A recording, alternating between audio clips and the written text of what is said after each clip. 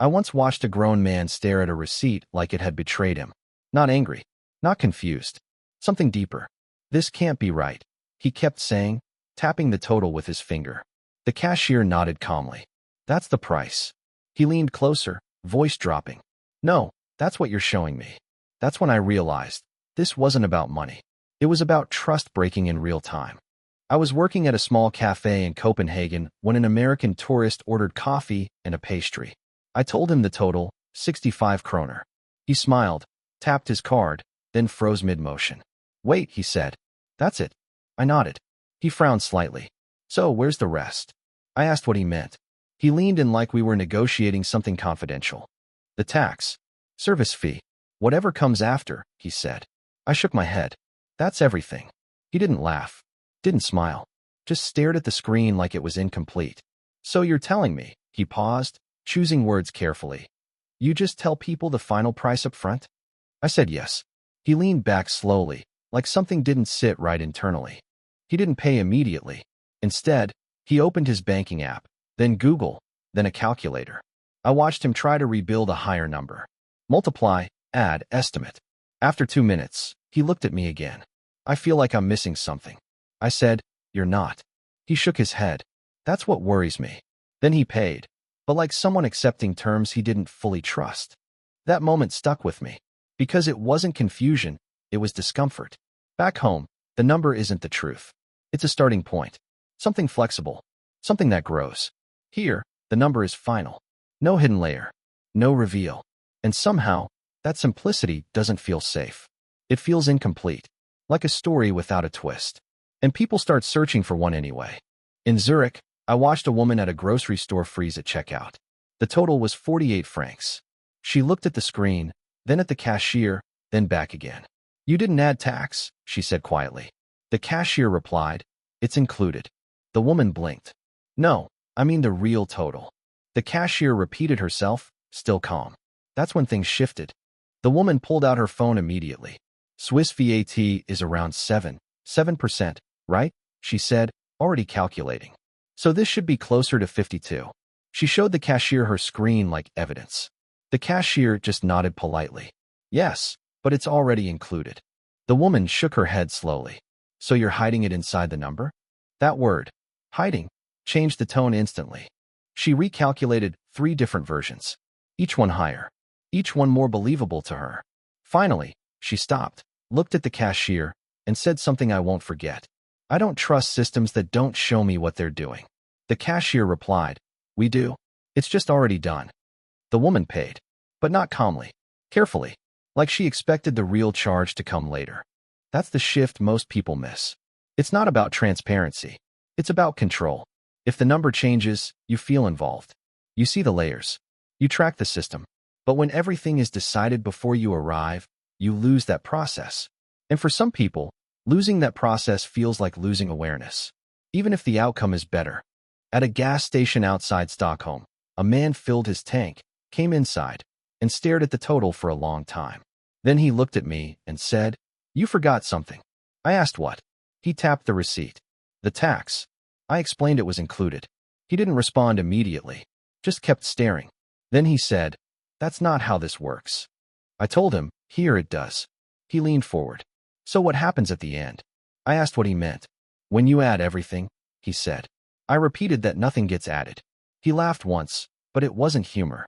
So you're telling me the price on the sign is the actual price? I nodded. He went quiet. Then he said something slowly, like he was realizing it in real time. So there's no moment where it changes? I said no. He looked genuinely unsettled. Then how do you know what you're really paying? I pointed at the receipt. That number. He stared at it again. That feels manipulated. Not higher. Not unfair. Just too stable. At this point, I started noticing a pattern. Not confusion. Not ignorance. Something more specific. A kind of trained expectation that the system will shift at the last second. That the real number is always hiding somewhere else. And when it doesn't, when nothing changes, it doesn't feel honest. It feels incomplete. Like the system skipped a step it was supposed to have. In Berlin, I watched an American man try to tip a barista who clearly didn't expect it. He placed a €5 bill on the counter. She gently pushed it back. No, thank you. He laughed awkwardly. No, really. That's for you. She shook her head. I'm paid. He froze. Right, but this is extra. She replied, I don't need extra. That's when his tone changed. So where's the tip jar? He asked. She said, we don't have one. He looked around, scanning the space like he'd missed something obvious. So how do people show appreciation? She paused. By coming back. That answer didn't land. He picked up the €5 again, held it out more insistently this time. I'm trying to be nice, he said. She stayed calm. I know, but this isn't how it works here. He hesitated, then whispered, so you just trust people to value you? She nodded. He looked genuinely uncomfortable, then said quietly, that's risky. She smiled slightly. Not really. He left the money anyway, and walked out fast, like he'd broken a rule. That's when it clicked deeper. It's not just about money, it's about validation. In some systems, value is constantly adjusted, rewarded, negotiated. In others, it's fixed, assumed, built in. And when you come from a place where value is something you prove constantly, walking into a system where it's already defined feels unnatural, even suspicious. In Helsinki, I delivered pizza to an American customer staying in a rental apartment. I handed him the order. He checked everything carefully, then asked, so what's the delivery fee? I said, included. He nodded slowly. Okay, and service? I said, included. He paused. Tip? I said, not expected. That's when things started spiraling. He pulled out his phone immediately. That can't be right, he said, scrolling. He found an article, written by another American, suggesting tipping in Finland. See, he said, showing me. 10%. I told him that wasn't necessary. He calculated it anyway, then tried handing me cash. I declined. He looked confused. Did I do something wrong? I said no. He tried again. You drove all the way here. I explained drivers are paid properly. He frowned. So there's no incentive? I said, the incentive is the job. He stared at me, then said quietly, that doesn't feel right. He tried giving me more money. I refused again. That's when he started apologizing. I didn't mean to insult you, he said quickly. I told him he hadn't. He looked stressed now. Is it too small? Should I give more? I explained again, no tip needed. He stood there holding cash, completely lost. Then he said something that stayed with me. I don't know how to end this interaction. And honestly, I understood. Because that's the real friction. Not the payment, the ending. In systems built on optional extras, the final moment is flexible. You decide how it closes. But when everything is predefined, there's no negotiation. No signal. No adjustment. Just done. And for some people, that feels abrupt. Like skipping the part where you prove something mattered. In Tokyo, I watched a man leave money on a table after being told multiple times not to. The staff chased him outside. Sir, you forgot this. He smiled. No, that's for you. They bowed slightly. We cannot accept it. He laughed. Come on. Everyone tips. They repeated themselves. Calm. Polite. Firm. He refused to take it back. His wife stepped in, clearly uncomfortable. They're serious, she said quietly. He shook his head. They're just being polite.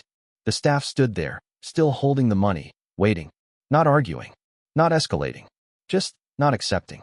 That stillness created tension he didn't know how to handle. Finally, his wife took the money and bowed in apology. He looked frustrated. I was trying to be generous. She replied, you were trying to apply your system somewhere it doesn't exist. He didn't respond. Just walked away faster this time. And I realized something unsettling. He didn't misunderstand the rule. He rejected it. At a luxury hotel in Dubai, an American couple reviewed their dinner bill in complete silence. Then the husband looked up and said, this is too low. I confirmed the total. He shook his head. You didn't add tax, service, hidden fees. I explained everything was included. He leaned back slowly, like something didn't align. I've traveled for 20 years, he said. There's always something extra. I showed him the policy. Printed. Clear. No additions. He read it twice. Then said, so if it says 500, I pay 500? I nodded. He looked at his wife. That feels like a setup. She hesitated. Or maybe it's just honest. He didn't like that answer. He paid, but took photos of the receipt, emailed it to himself, even checked his bank the next morning. When he came back, he looked almost disappointed. You really didn't add anything. I smiled. He paused, then said quietly, "That's unsettling." Not relief, not satisfaction, just discomfort. After years of watching this, I stopped thinking it was about prices. It's about expectation. If you grow up in a system where the number changes, you learn to anticipate it. Prepare for it. Even rely on it. So when the number doesn't change, when nothing is added, it doesn't feel honest. It feels like something is missing. And maybe that's the real difference. Some systems teach you to calculate. Others teach you to trust.